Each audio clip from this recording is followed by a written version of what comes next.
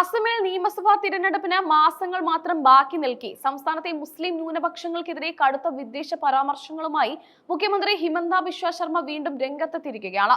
മിയ മുസ്ലിങ്ങളെ ലക്ഷ്യം വെച്ചുള്ള അദ്ദേഹത്തിന്റെ ഈ പ്രസ്താവനകൾ ദേശീയ രാഷ്ട്രീയത്തിൽ വലിയ പ്രതിഷേധത്തിന് വഴിമാറി. സംസ്ഥാനത്ത് നടക്കാനിരിക്കുന്ന SIR നടപടികളിലൂടെ ഏകദേശം 4 മുതൽ 5 ലക്ഷം വരെ മിയ മുസ്ലിങ്ങളുടെ വോട്ടുകൾ വോട്ടർ പട്ടികയിൽ നിന്ന് നീക്കം ചെയ്യുമെന്നാണ് മുഖ്യമന്ത്രി പ്രഖ്യാപിച്ചിരിക്കുന്നത്. തിരഞ്ഞെടുപ്പ് പ്രക്രിയയിൽ നിന്ന് ഇവരെ പൂർണ്ണമായും ഒഴിവാക്കുകയാണ് ലക്ഷ്യമെന്ന് അദ്ദേഹം തുറന്നു പറഞ്ഞു.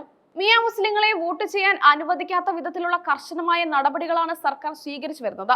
ഇത് തങ്ങളുടെ പദ്ധതിയുടെ പ്രാഥമിക ഘട്ടം മാത്രമാണെന്നും വോട്ടവകാശം നിഷേധിക്കുന്നതിലൂടെ അവരുടെ രാഷ്ട്രീയ സ്വാധീനം ഇല്ലാതാക്കുമെന്നും ഹിമന്ത ബിശ്വ ശർമ്മ വ്യക്തമാക്കി. പ്രതിപക്ഷ പാർട്ടിയായ കോൺഗ്രസിനെ വെല്ലുവിളിച്ചുകൊണ്ടായിരുന്നു അദ്ദേഹത്തിന്റെ പ്രസംഗം. കോൺഗ്രസ് എന്നെ എത്ര വേണമെങ്കിലും അധിക്ഷേപിച്ചോട്ടെ, പക്ഷേ എന്റെ കർത്തവ്യം മിയ മുസ്ലിങ്ങളെ ഉപദ്രവിക്കലാണ് എന്നായിരുന്നു അദ്ദേഹത്തിന്റെ വിവാദപരമായ വാക്കുകൾ.